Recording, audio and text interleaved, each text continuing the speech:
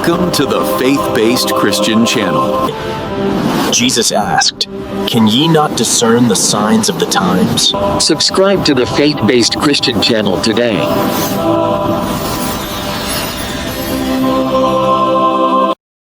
All right, let's talk about one of the most famous and maybe one of the most misunderstood prophecies in the entire Bible, the Mark of the Beast.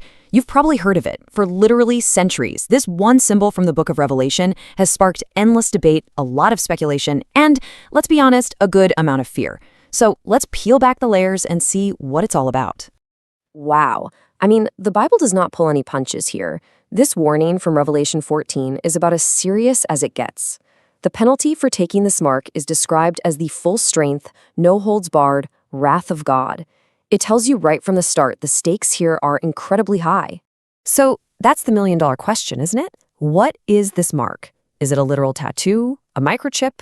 Is it something symbolic? Is it an action you take? Well, that's exactly the puzzle we're going to try and solve today by exploring what the source materials have to say. So here's our game plan. First, we'll look at the prophecy itself, straight from the source. Then we'll explore two really big theories, one that sees the mark as a historical symbol and another that sees it as a counterfeit holy day. We'll even dig into the history behind that second idea, and then we'll tie it all together to see how it all points to one final critical test of allegiance. Okay, first things first. Before we can even get into the theories, we have to go back to the original text. We need to understand exactly what the book of Revelation says this mark is and what it does. So, the prophecy in Revelation 13 lays out a few key clues. First, it talks about this powerful global system called the beast. In prophecy, that usually means a kingdom or a political power.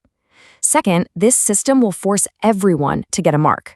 Third, the location is specific. It's on the right hand or on the forehead.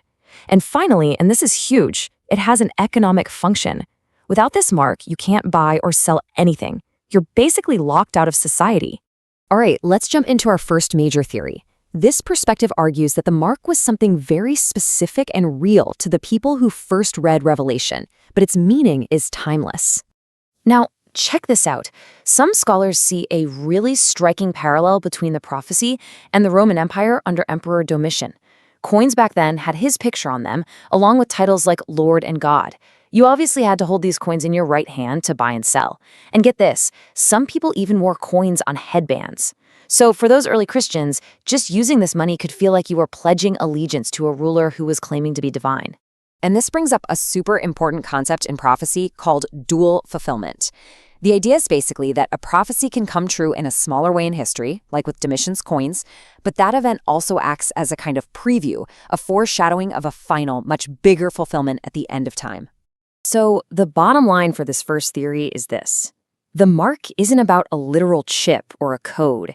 It's really about the pressure to conform, to go along with a system that opposes God, especially when your ability to survive, to buy, to sell, to live is on the line.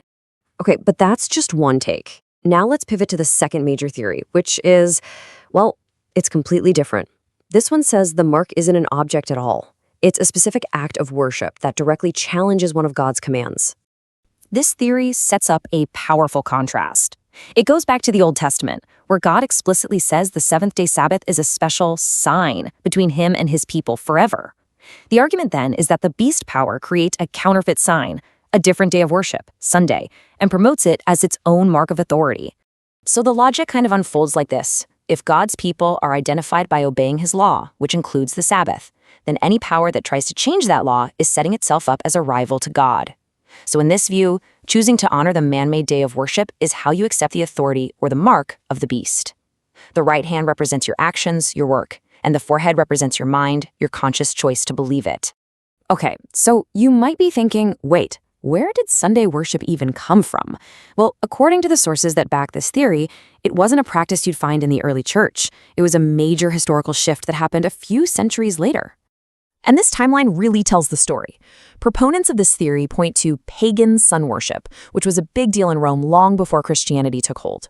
Then, in 321 AD, you have Emperor Constantine, who was a sun worshiper, issuing a law that forced people to rest on the venerable day of the sun.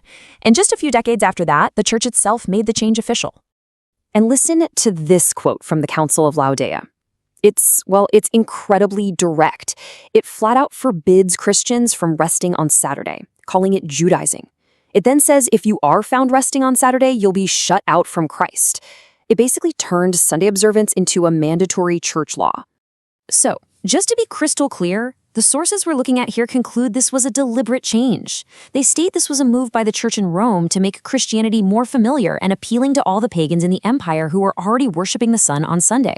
Okay, so we've got two very different theories on the table. One is a historical symbol of economic pressure. The other is a specific, counterfeit day of worship. Let's put them side by side and see what they really have in common. This chart lays it out perfectly. Theory 1 says the mark is a symbol of being forced to conform, and it's rooted in the 1st century. It's a conflict between God and a godless world system. Theory 2 says the mark is a specific act, Sunday worship, rooted in the 4th century, and its core conflict is between God's law and man-made tradition. But here it is. This is the most important takeaway of all. Even though these two theories are miles apart on what the mark is, a coin or a day, they completely agree on why it matters. In both views, the mark of the beast represents the ultimate choice of allegiance. It all comes down to one question. When the pressure is on, who will you obey? And that leaves us with one last thing to think about. If the mark is ultimately a test of allegiance, not just a piece of tech, what might a modern version of that test look like? It's a question that brings this ancient prophecy right into our lives today. Thanks for digging into this with us. Subscribe to the Faith-Based Christian channel today, and let's grow our faith together in these last days. The King is at the door.